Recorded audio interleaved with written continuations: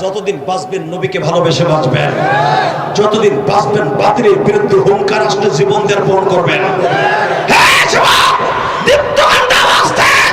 যদি করে একটা বেঈমান নবীকে কটূক্তিমূলক কথা বলে, ও যদি বিমারি আর ছবিতে জন্ম নেয়, ওরে কুত্তার মতো কুবাবি খেয়ে রাজি আসো, আল্লাহকে তো হাত তুলে দেয় না।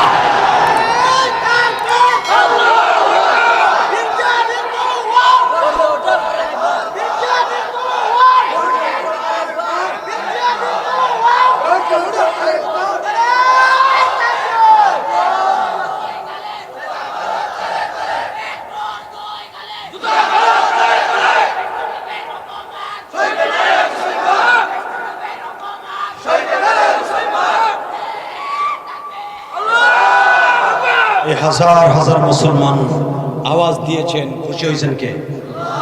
আপনার এই আওয়াজটা বিশ্বনবীর রওজায় চলে গেছে, রেকর্ড হয়ে গেছে। এ বিবারিয়ার গোপগঞ্জের যুবক ভাইরা, সুগঞ্জের যুবক ভাইরা, এখন শুধু 2 ফোঁটা পানি দেখতে চাই। আমরা প্রবাসী যারা সফর করি তারা দেখি তাদের কষ্ট, কত কষ্টের টাকা। আমিনাকে বললেন, আমিনা রে, আমি যদি মারা যাই কোনোদিন আমার মুহাম্মাদের রাইখা তুই কোথাও যাইস না। হাবাজান আমিনা আমার বিশ্ব নবীর করবে।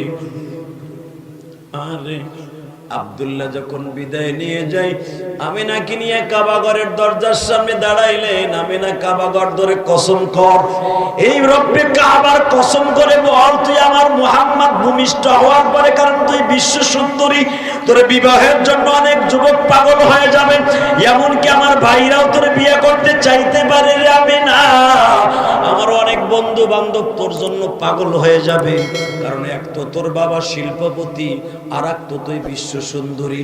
আমিনা কোনোদিন আমারে সাইরা, আমার মুহাম্মদকে সাইরা যাইস না। আমিনা কাঁদে আর বলে, আমি ছোট্ট মানুষ, এত কিছু বুঝি না, আমি শুধু এতটুকু ওয়াদা দিলাম, আমার জীবন যদি চলিয়াও যায়, আমার মুহাম্মদের রাইখা কোথাও যাব না। ও বাজার আল্লাহর কুদরত বোঝা যায় না। এখন 2 ফোঁটা চোখের পানি ফেলবা। ও মা ভাড়া, মাহারা ভাইরা, আমি যখন খাবার খাইতেছিলাম, একটা ছেলে খাবার খাইলে আসে না, ওই ছেলেটা বলে, হুজুর আমরা 6 ভাই, 8 ভাই, 6 ভাই হুজুর, আমাদের মাও নাই, আমাদের বাবাও নাই। যুবক রে, তোমরা যদি কেউ বলো আমার মা নাই, বাবা নাই, ইলিয়াসুর রহমান জিয়াদির সাথে বন্ধুত্ব কোরবানি আসো, কারণ আমিও তো মা হারা। কত আগে মা কইয়া ডাকছি, মনে নাই গো ভাই।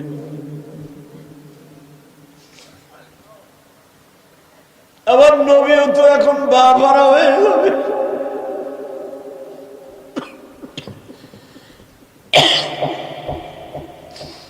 আব্দুল্লাহ বাবা সিরিয়ার উদ্দেশ্যে রওনা দিলেন। পথ রাস্তা ভুল করে শ্বশুর বাড়ি এলাকায় চলে গেলেন। আব্দুল্লাহর বুকের মধ্যে ব্যথা উঠিয়ে গেল, সেখানেই চলে গেলেন, মৃত্যুবরণ করলেন। আমিনার কানে যখন খবর আর যাবে না রে, তোমার মুহাম্মদ চিরয়াতি,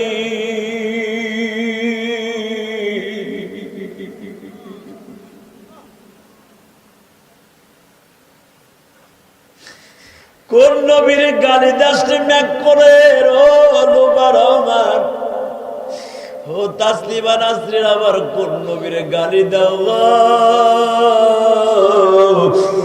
নবী আবার 5 মাস 15 দিন বয়সী বাবা হারায় ফেললেন। আমিনা ঘরের মধ্যে মশারির মধ্যে কাঁদে আর বলে, মুহাম্মদ রে বাবা, কি কপাল লইয়া দুনিয়ায় আসনা বাবা, ভূমিষ্ঠ হওয়ার আগেই বাবার ছায়া তোমার মাথার থেকে উঠে গেল। যুবক ভাইরে, আমার নবীরে কোনোদিন গালি দিস না রে ভাই। নবীরে যারা গালি দেয় তারে ছাড়িস না রে ভাই। নবীরে যারা গালি দিবে, আজকে শপথ কর, ওরে কুত্তার মতো কোবাইয়া মারবো। আমার নবীর অপমান সইবে না রে মুসলমান, আমার নবীর অপমান সইবে না রে মুসলমান, সইবে না রে মুসলমান, আমার নবীর অপমান। এই কথাটা যদি তোমার জবান দিয়ে বের হয়ে যায়, জান্নাতে যাইবার জন্য কোনো দ্বিধা থাকবে না। এ বিবারিয়ার গোপগঞ্জের যুবক যুবক ভাইরা, আশুগঞ্জের যুবক ভাইরা, এখন শুধু 2 ফোঁটা পানি দেখতে চাই। আমার নবী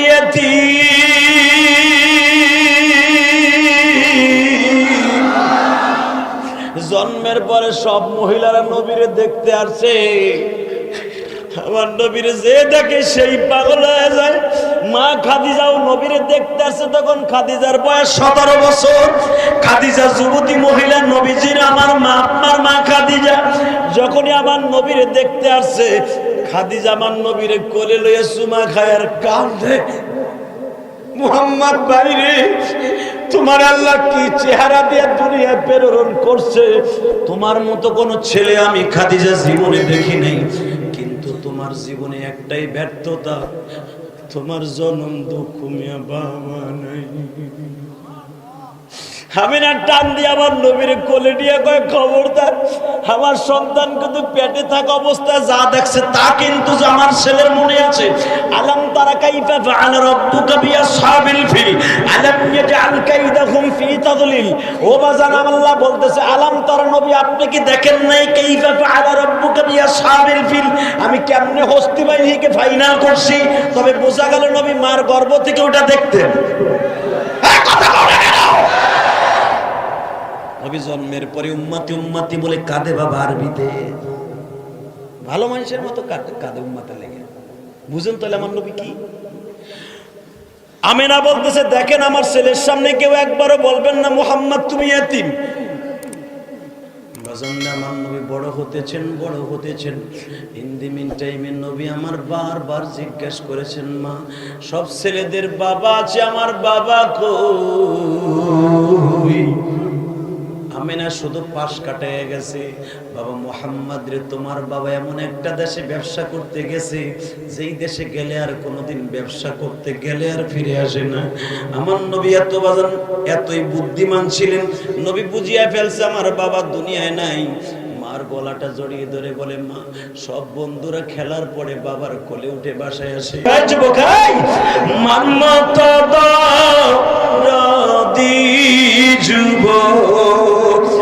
এই জমিনে না মা বলি ডাক দিলে গো আল্লাহ খুশি হো, বাবা বলে ডাক দিলে গো আল্লাহ খুশি হো। ও দাড়িবাগা বাজার, স্কুল কলেজে পড়তেন গো বাবা, বাড়িতে আসিয়া দেখতেন মা এখনো খাবার খায় নাই। মা খাও নাই কেন? বাবা তোমার না খাওয়াইয়া কেমনে খাইব বাবা? স্কুল কলেজে মাদ্রাসায় পড়তাম, দেখতাম মা মুরগি জবাই দিয়ে রাখিয়া দিছে, মা পরান বরিয়া ভাইদেরকে খাওয়ায় নাই। মা পাক করবা না, তোমার ভাইটা মাদ্রাসার থেকে আসুক, বৃহস্পতিবার পাকাম। আজকে মাও নাই, কেউ বসে অপেক্ষা করে না রে ভাই। যুবক, আমি তোর 2টা পাও ধরে বলে দিয়ে যাই, আমার কাছে এখানে আসার পরে একটা ছেলে বারবার রিকোয়েস্ট করছে, হুজুর আপনি শরীয়তপুরের ঘটনা একটু বলবেন। আমি তোমার পাও 2টা ধরে বলবো, আমি বলতে পারি তুমি ওয়াদা করবা শরীয়তপুরের ওই যুবকের মতো তুমি জীবন ধারণ করবা। শরীয়তপুরের যুবক মা টেলিফোন করছে, বাবা রে, ও বাবা আমার কাপড় 2টা ছিঁড়ে গেছে বাবা, তোমার ছোট্ট বোন স্কুলে যাইতে পারে না বাবা, স্যান্ডেল জোড়া ছিঁড়ে গেছে, তুমি ইসলামপুরে চাকরি করো, 2টা কাপড় লই আইসো। মার জন্য 2টা কাপড়, বোনের জন্য 2 জোড়া স্যান্ডেল লই শরীয়তপুরে এমবি শরীয়তপুর লঞ্চে উঠছে বাবা। চাঁদপুরের ঠোঁটায় যখন কাঠপট্টি আসছে, নদীর মধ্যে ঝড় উঠে গেছে। যুবক মার কাছে টেলিফোন করে, মা মা মা মা লঞ্চটা মনে হয় ডুবিয়ে যাবে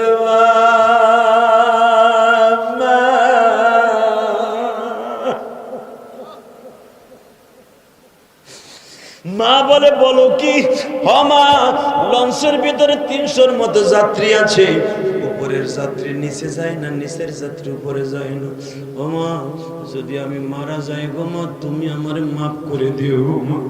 ও মা, আমি ইঞ্জিনের পাশে বসে আছি মা। ও মা, পানি যেভাবে উঠতেছে লঞ্চটা বাঁচবে না গো মা। ও মা, তুমি আমারে মাফ করে দিও গো মা। আরে মা কারে কয় রে যুবক, মা টেলিফোনটা লাভ করে ফেলায় দিয়ে মেঘনা নদীর মধ্যে মা লাভ দিয়ে নামছে। তোরা বল আমার সাধুটা কই আছে, একবার কো আমার সাধু কই আছে। কারে ডাকবা মামা বনে, মাঝি ধরাই না আমার মায়ে চলে গেছে এই ভুবনে। আমার মতো এই মাহফিলে মা দুঃখিনী না, একই সাথে মায়ের জন্য দোয়া করি ভাই। ও আমার মা বোনেরা, আহারে মাকে মানুষটাই না উঠাইছি। তোমার ছেলে হলো মেঘনা নদীতে, তুমি হলো শরীয়তপুরের মেঘনা টোটায়। তুমি কোথায় পাইবা ছেলে? ও বাবার লঞ্চটা ডোবার আগে আবার বাবার টেলিফোনে ফোন দিছে। বাবা আর মাত্র 2 মিনিট পরে মনে হয় লঞ্চটা ডুবিয়ে যাবে। আব্বা যদি লঞ্চটা ডুবিয়ে যায় আমারে আপনি মাফ করে দিয়েন, মায়ের দুধের দাবি ছেড়ে দিতে বলিয়েন। যুবক, তোমাদের মা তোমাদের দুধের দাবি ছাড়ছে কিনা জানি না। আমি ইলিয়াসুর রহমান জেহাদির মা দুধের দাবি ছেড়ে দিয়ে চলে গেছে। আমি অনেক দুষ্ট ছিলাম রে ভাই। আমি 12 বছরের যুবক, গোপালগঞ্জ শহরে পড়ি, গৌহরডাঙ্গা মাদ্রাসার পাশে। বাবা বাবা যান আল্লামা শামসুল হক ফরিদপুরের মাদ্রাসায় পড়তাম। কবরের পাশে দাঁড়ায় কান্দতাম, হুজুর এই 12 বছর বয়সে মা হারায় ফেলছি, কেউ আমার আর ডাকে না। আমার মা বলল, ইলিয়াস যে 1 প্লেট দুধ ভাতের মধ্যে আমার মা নিজে গাভী দহন করে বাবা 1 প্লেট দুধ ভাতের মধ্যে দুধ ভাত চটকাইয়া আমার মা প্লেটের মধ্যে করে বলে, খাও গো বাবা। আল্লাহ জান্নাতের খাবারের মধ্যে দুধ একটা খাবার, হাউজে কাউসার বানাবে দুধ আর মধু দিয়া। আমি আজকে দুধের মধ্যে মধু দিয়া তোমার চটকাইয়া খাওয়াইলাম। কেন খাওয়াইলাম জানো? তুমি মাদ্রাসার ড্রেস পরছো, মাদ্রাসায় যাইতেছো, তুমি লেখাপড়া করতে চাও না। আমি মা বললাম, গো বাবা, ও বাবা তুমি কোনোদিন মাদ্রাসা ছাইরো না গো বাবা। হে যুবক, এইটাই আমার মায়ের জীবনের শেষ কথা। আমি জানতাম না আমি আর কোনোদিন আমার মাকে দেখতে পারবো না।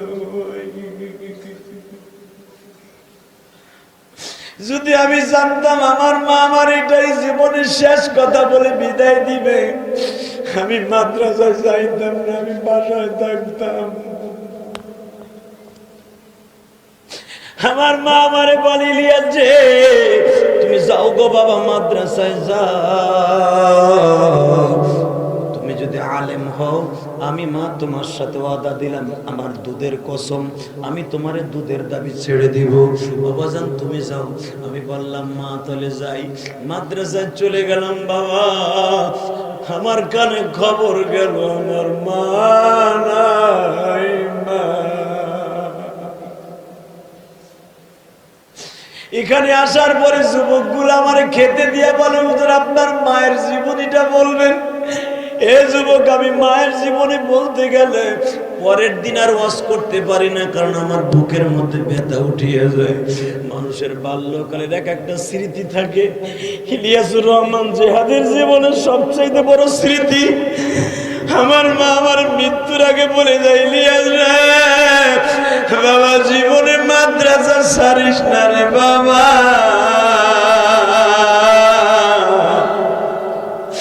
আমি গোপালগঞ্জের গাড়িতে উঠলাম, বাইরান মাদ্রাসায় রওনা দিছি।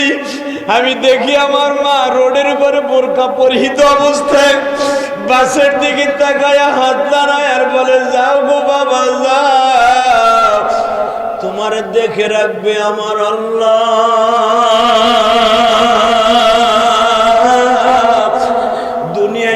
তো দেশে গেলাম রে যুবক ভাই, আমার মার মতো কাউরে পাইলাম না। ও আমার প্রবাসী ভাইরা, আপনারা যারা প্রবাস জীবন যাপন করেন, বালিশটা মাথায় দিয়ে যখন ঘুমাইতে যান, জনম দুঃখিনী মায়ের কথা মনে পড়ে যায়, বাবার কথা মনে পড়ে যায়, ছোট্ট মেয়েটার কথা মনে পড়ে যায়, আর আপনার মা যায় নামাজে বসে বসে কাঁদে। যুবকরা, আমি তোদের দুটা পাও ধরে বলে দিয়া যাই, যে এই মা জীবনে কোনোদিন ভালো একটা জিনিস খায় নাই, ওই মায়ের জীবনে কষ্ট দিস না, বাবারে কষ্ট দিস না। আমার নবী মারে কত ভালোবাসতে এখন প্রমাণ হয়ে যাবে রাত 12টার সময়। আমি না, আমার নবীর মাথা বুকের মধ্যে চাইপা ধরে বলে, বাবা আমার জীবনে এত স্বাদের কোনো জিনিস আমি পাই নাই, তোমার মাথার মধ্যে এত আরামদায়ক গো বাবা। আমার নবী মায়ের ঠোঁটের সাথে ঠোঁট লাগাইয়া বারবার বুঝাইতে চায়, মা তুমি কি আমারে ছাইরা চলে যাইবা মা? আপনার জীবনের শেষ সালাম দিয়ে গেছে আপনার পুত্রবধূ আমেনা, আপনি তারে অনেক শখ করে বিবাহ করে আনছিলেন আব্দুল্লাহ লাগিয়ে। আবার মুহাম্মদ রে আপনারা দেখিয়ে রাখেন, মানে এই কথাগুলো বলে দিও। আমার নবী শুনে আর কান্দে, মা এই কথা কি বলেন গো মা? ও বাজান, আমার নবী একবার মায়ের পার কাছে যায়, আর একবার মাথার কাছে যায়। নবী মায়ের পাউডার তেল ডলে, বাবা এ যুবক, মা অসুস্থ হইলে তুমিও খেদমত কইরো, তোমার নবীও খেদমত করেছে। একবার মায়ের ঠোঁটের কাছে যায়, আর একবার পার কাছে যায়। ও বাজান, আমার নবী যখন নবুয়ত প্রাপ্ত হইলেন, আজরাইলকে নবী জিজ্ঞাসা করছিলেন, আজরাইল রে, দুনিয়ায় কোন মহিলার জান কবজ করতে যাইয়া তুমি কি কষ্ট পাইছো অথবা বাধার সম্মুখীন হয়েছো? আজরাইল বলতে বাধ্য হয়েছে, আল্লাহর কুতুব তার কিতাবে লেখেন, ও নবী মুহাম্মদ, আমি আপনার মায়ের জান কবজ করতে যে আমি বহুতবার আল্লাহরে বুঝাই এক মাপ চাইছি, আল্লাহ যারে না বানাইলে কিছুই বানাইতে না। দেখো তোমার নবী ঠোঁট একবার মার গালের মধ্যে দেয়, আর একবার পার কাছে যে সিল্লানি দেয়, আমি কোথার থেকে তার মার জান কবজ করব? এই 6 বছরের বাচ্চার সামনে, দামি মানুষটার সামনে তার মাকে কেমনে নিয়ে আসবো? আমার আল্লাহ বললেন, ওয়াজাদাকা আইলান ফাআগনা ফাআম্মাল ইয়াতীমা ফালা তাকহার। আমার নবীকে আমার নিজ হাতে লালন পালন করব, অতএব মাকেও নিয়ে আসতে হবে। আজরাইল বলেন, হুজুর আমি আপনার মায়ের জান কবজ, জানটা আনলাম। আমি একটা সবুজ রঙের রুমালের মধ্যে আপনার মায়ের জানটা হাতে নিলাম। আমি দেখি আপনি আপনার মায়ের মাথার উপরে একবার চুমা দেন, আর একবার বুকের উপর পড়ে কাঁদেন। হুমা আমি কেমনে বাক্কা শহরে যাবো হুমা? হুমা আমি কেমনে মা বাপরে এখানে রাইখে যাবো হুমা? আমি যদি জানতাম গো মা, কোনোদিন আমি আপনারে লই এই শহরে আসতাম না। এ আমার মা প্রেমিক ভাইরা, আমার মায়েরা, ইলিয়াসুর রহমান জিহাদি সারা জীবন মা মা বলে কাঁদলো, কেন জানোনি?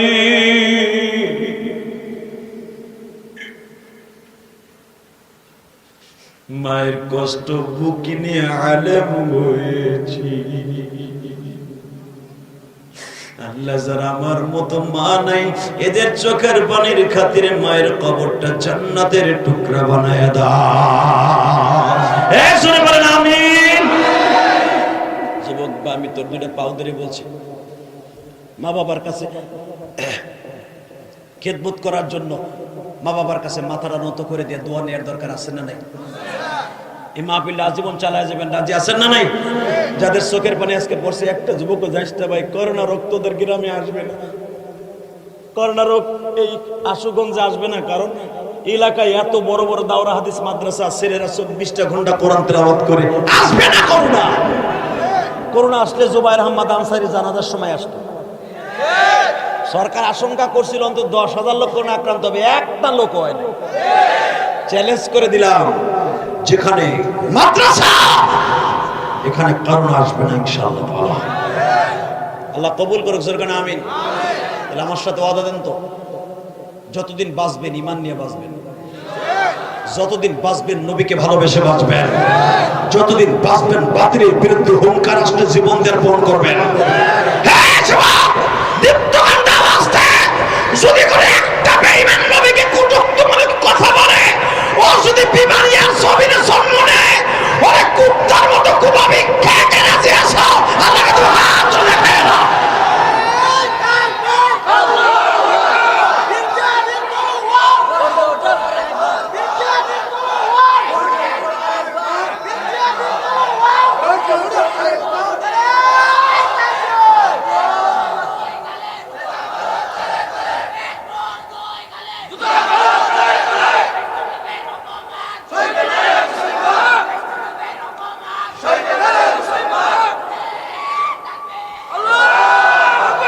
হাজার হাজার মুসলমান আওয়াজ দিয়েছেন, খুশি হয়েছেন কে? আপনার এই আওয়াজটা বিশ্বনবীর রওজায় চলে গেছে, রেকর্ড হয়ে গেছে। আলহামদুলিল্লাহ বলেন। তো যতদিন পর্যন্ত হুঙ্কার আসবে মাঠে থাকবেন তো ইনশাআল্লাহ। শুধু একটা আওয়াজ দে মুসলমানের পোলা, মার রব্বুক ওয়া মান দীনুক ওয়া মান নাবিয়্যুক। কবরে যাইবার পরে তিন কষ্টের প্রশ্নের উত্তর দিতে হবে। নবীর ভালোবাসা না থাকলে কোনোদিন সম্ভব নয়। ইলিয়াসুর রহমান জিহাদি তার জীবনে সবকিছু করেছে তার মায়ের জন্য আর আল্লাহকে খুশি করার জন্য।